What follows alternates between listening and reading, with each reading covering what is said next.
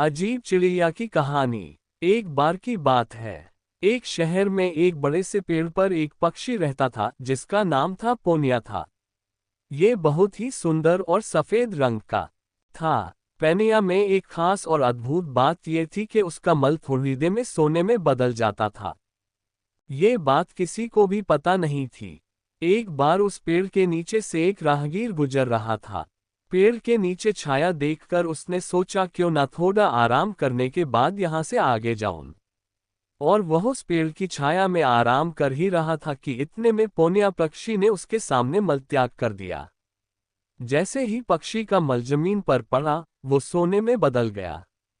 ये देखते ही राहगीर बहुत खुश हुआ और उसने उस पक्षी को पकड़ने के बारे में सोचा और अपनी गठरी खोलकर उसने एक कपड़ा और कुछ चने निकाले, कपड़े को पेड़ के नीचे बिछा दिया और उस पर चने बिछा दिए।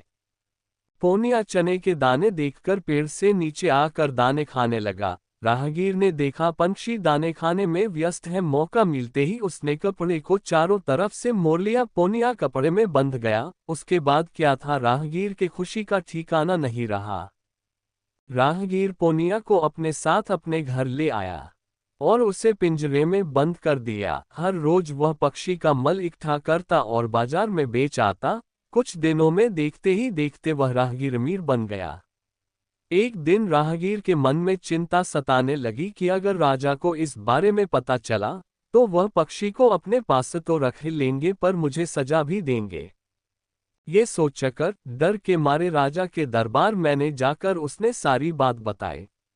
राजा ने आदेश दिया कि उस पक्षी को प्यार से अपने बगीचे के सबसे सुंदर पिंजरे में रखा जाए और उसे अच्छे से खाना खिलाया जाए। सभी बातों को सुनने के बाद मंत्री ने महाराज से कहा, आप इस बेवकूफ मनुष्य की बात पर भरोसा मत कीजिए। महाराज, कहीं मल भी सोने में बदल सकता है। यह मनुष्य का दिमाग तो नहीं खराब है। कभी ऐसा होता है क्या? इसलिए अच्छा होगा कि इसे आजाद करने का आदेश दें। मंत्री की बात सुनकर महाराजा ने चिड़िया को आजाद करने का आदेश दिया। पोनिया जाने का बात सुनते ही राजा के दरवाजे पर सोने का मल त्याग करके वहां से उठ गई। ये देखते ही राजा ने सिपाहियों को उसे पकड़ने का आदेश दिया, लेकिन तब तक वो पक्षी उड़ चुका था।